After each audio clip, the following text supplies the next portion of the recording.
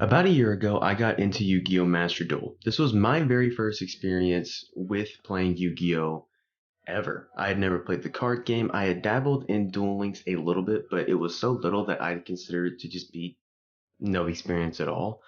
But one thing that I always struggled with when I first started was the extra deck. The extra deck was very confusing because they were monsters just like the ones in your main deck, but all of them were so difficult to summon, so much text, and was always just a little bit too confusing for me. And a lot of people that I've met since then also have the same issue. Now, if you've been with Yu-Gi-Oh for a long time and you've gradually seen it all get added, it should be no issue for you, and you may even think it's pretty easy. But it's not like that for everybody. So I'm here to tell you exactly how the extra deck works and how to summon each one of the main extra deck means of summoning.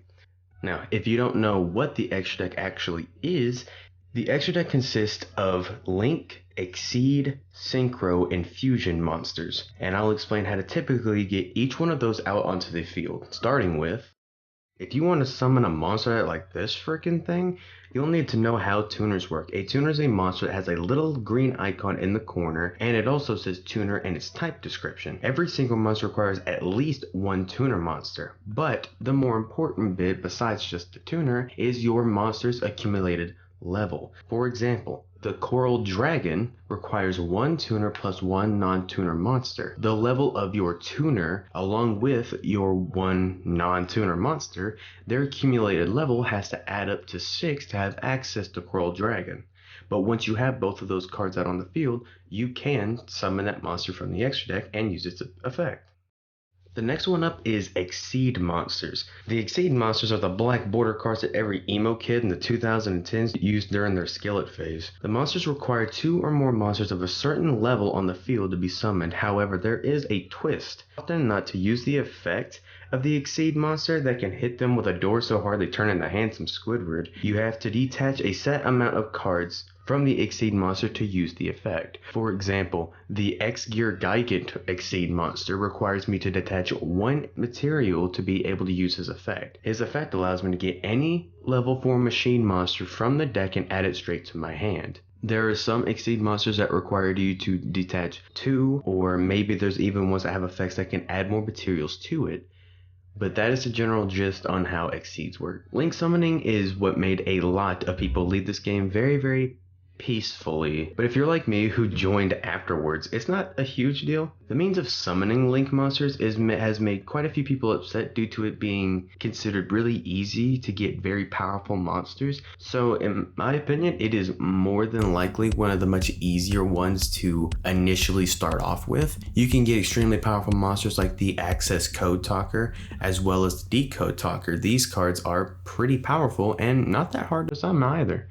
One of the little twists with Link monsters is that around the edge of the card they have arrows. Some of them are red and some of them are darkened. There are some Link monsters that have effects based on whether or not you have monsters or your opponent has monsters that the red arrows are pointing to. A great example is Decode Talker. Decode Talker has an arrow pointing straight up to the bottom left and to the bottom right. When a monster is in those zones, the effect activates for Decode Talker that allows him to gain attack points depending on how many cards he's pointing to at the time. Fusion summoning is done by using a fusion spell card like Polymerization to take 2 or more cards and fuse them from a card in the extra deck.